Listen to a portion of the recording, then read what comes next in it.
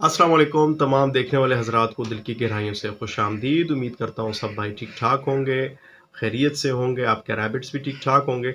आज इंशाल्लाह हम बात करेंगे रैबिट की डीवॉर्मिंग के हवाले से कि रैबिट की डीवॉर्मिंग किसे कहते हैं, इसे समझने की कोशिश करेंगे।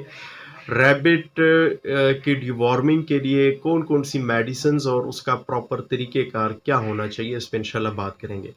सबसे पहले शुरू करते हैं रैबिट की डिवॉर्मिंग पे कि ये कहते किसे हैं और इसकी क्यों ज़रूरत पड़ती है हमें। रैबिट की बॉडी में मुख्तलिफ़ किस्म के पैरासाइट्स और मुख्तलिफ़ किस्म के वर्म्स, कीड़े-मकोड़े जो है वो जन्म लेते हैं और वो डेवलप होते रहते हैं। और ये मुख्तलिफ़ शक्लों में रैबिट्स को मुतासिर करते हैं, जैसे कि ई कोनिकुलाई नामी एक डिज़ीज़ है, वो भी एक पैरासिटिक डिज़ीज़ है, या फिर ये रैबिट की ओवरऑल ग्रोथ को जो है मुतासिर कर देती है। जैसे रैबिट खाता तो ज़्यादा है, लेकिन उसकी प्रॉपर जो है वो वेट गेनिंग का सिलसिला जो है वो रुक जाता है।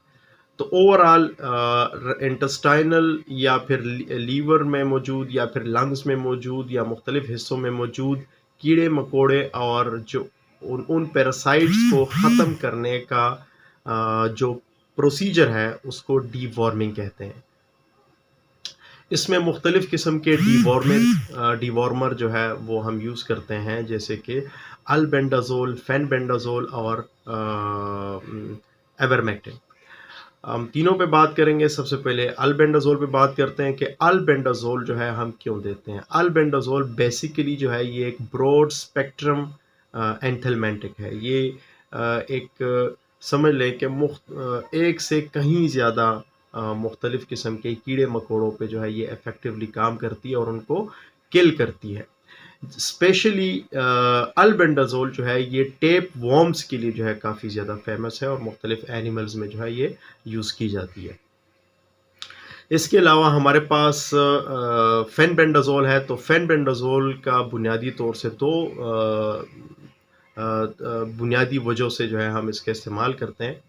नंबर 1 ये कि ये एक बेहतरीन किस्म का डिवॉर्मर है, ब्रॉड स्पेक्ट्रम, जो कि राउंड वर्म्स, हुक वर्म्स और वेब वर्म्स जैसे वर्म्स को जो है वो आसानी से ये ख़त्म करती है। इसके अलावा फेनबेंडाज़ोल जो है ये एक छोटा टाइनी पैरासाइट है एन्सेफेलिटिज़ोन नामी, जिसकी वजह से ई कोनिकुलाई जैसी फैटल डिजीज़ डेवलप होती है। ये वाहिद डिवॉर्मर या वाहिद एंथेल्मेंटिक है जो कि एन्सेफेलिटिज़ोन नामी पैरासाइट को इफ़ेक्टिवली किल करती है, ख़त्म करती है। तो ये हम सिर्फ कीड़े-मकोड़ों के अलावा स्पेशली ई कोनिकुलाई डिज़ीज़ की प्रिवेंशन में भी जो है फेनबेंडाज़ोल का इस्तेमाल करते हैं। अच्छा, एक एक्सटर्नल डिवॉर्मिंग के लिए हम स्पेशली एवरमेक्टिन का इस्तेमाल करते हैं। एवरमेक्टिन जो है ये इंटरनल प्लस एक्सटर्नल दोनों तरह के वर्म्स को, माइस को, डर्मेटाइट्स को, पैरासाइट्स को जो है ये किल करती है। और जो हम रैबिट की स्किन में अगर इसको इंजेक्ट करते हैं, तो रैबिट की स्किन से रिलेटेड जितने मसाइल हैं ये उस पे इफ़ेक्टिवली काम करती है, जिससे रैबिट के स्किन पे अगर कोई माइट्स, डर्मेटाइट्स, मेंगीज़ उस पे जो है इफ़ेक्टिवली काम करती है और उनको ख़त्म करती है। अब इसकी डोज़ेज के हवाले से बात करते हैं। सबसे पहले अल्बेंडाज़ोल की हम बात करें। अल्बेंडाज़ोल मार्केट में ज़ेंटेल के नाम से ह्यूमन मेडिकल स्टोर से अवेलेबल है, जो कि उमूमी तौर से 200 मिलीग्राम पर 5 एमएल के हिसाब से मिलती है। मतलब कि उसके 1 एमएल में 40 मिलीग्राम होते हैं। अब रैबिट्स को चाहिए कम से कम 20 मिलीग्राम और ज़्यादा से ज़्यादा 30 मिलीग्राम, 30 मिलीग्राम। अगर तो हम 30 मिलीग्राम के हिसाब से डोज़ देते हैं अल्बेंडाज़ोल का, ज़ेंटेल के नाम से जो ब्रांड आता है, तो उसकी डोज़ेज बनेगी 0.7 से 0.8 एमएल पर केजी के हिसाब से। चूँकि हमने 30 एमएल देना है और उसके 1 एमएल में 40 मिलीग्राम है और हमने देने हैं 30 मिलीग्राम, तो उस हिसाब से रैबिट की डोज़ जो है वो 0.7 से 0.8 एमएल पर केजी के हिसाब से डोज़ बनेगी। अब अगर फ़र्ज़ करें अल्बेंडाज़ोल आपको किसी और ब्रांड से मिलता है, जिस तरह ये देखें, ये जो है ये 10% के हिसाब से है।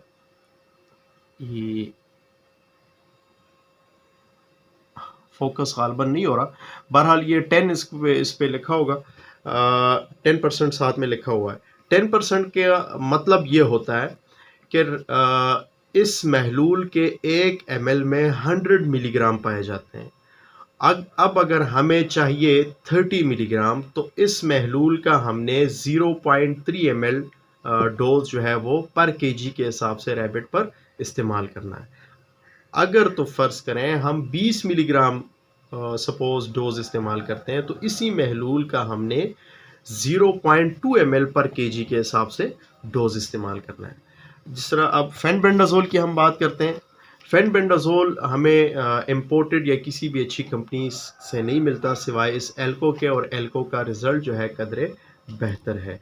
अब इसको समझने की कोशिश करेंगे कि ये अगर आपको नज़र आता है, इस पे देखें 10% लिखा होगा, 10% इस पे लिखा होगा, 10% लिखा हुआ है। इसका मतलब भी यही है कि इसके 1 ml में 100 मिलीग्राम पाए जाते हैं, जबकि हमें ये मालूम होना चाहिए कि रैबिट्स की बॉडी को कम से कम और मैक्सिमम कितनी डोज दे सकते हैं। तो रैबिट की बॉडी को मिनिमम 20 मिलीग्राम और मैक्सिमम 30 मिलीग्राम चाहिए होती है, जिसके मुताबिक इसकी डोज, फेनबेंडाजोल की डोज जो है, अगर तो ये 10% के हिसाब से आती है, तो इसकी डोज जो है 0.2 ml से लेकर तो 0.3 ml पर केजी के हिसाब से डोज बनेगी।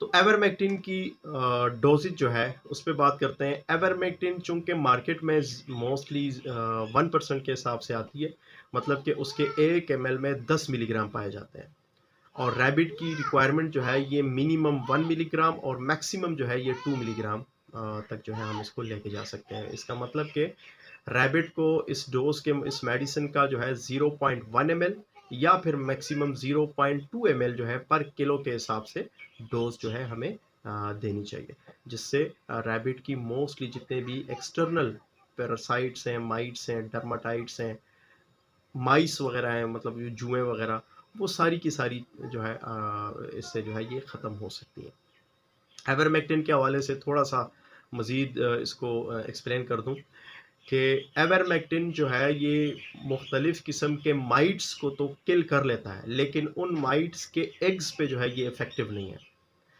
तो कुछ दिनों बाद या हफ्तों बाद दोबारा से जो है ये माइट्स, डर्माटाइट्स का अटैक जो है वो देखने को मिलता है। तो बेहतर है कि जो भी सस्पेक्टेड रैबिट हो, ऐसा रैबिट जो कि मुतासिर हो चुका हो इस मसाइल से, तो बेहतर है कि आप फिर उस रैबिट को एक बार इंजेक्शन लगाने के ठीक 12 से 15 दिन बाद दोबारा से इंजेक्शन रिपीट करवा लें, जिससे मुमकिन हद तक आपके रैबिट जो है उन माइट्स, डर्माटाइट से जो है प्रोटेक्ट रहते हैं।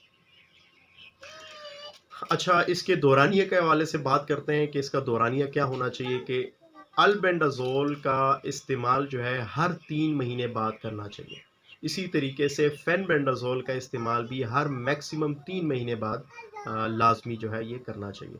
अगर तो आपके रैबिट फ़र्ज़ करें कुछ ऐसा चाराजात का सोर्स ऐसा है जिस पे ये गुमान हो सकता है कि भई उसमें मुख्तलिफ़ किस्म के कीड़े-मकोड़े के होने का ख़दशा हो, या उसके एग्स वग़ैरह होने का ख़दशा हो, तो बेहतर है कि फिर आप जो है हर जो है 2 महीने बाद लाज़मी डिवॉर्मिंग करें।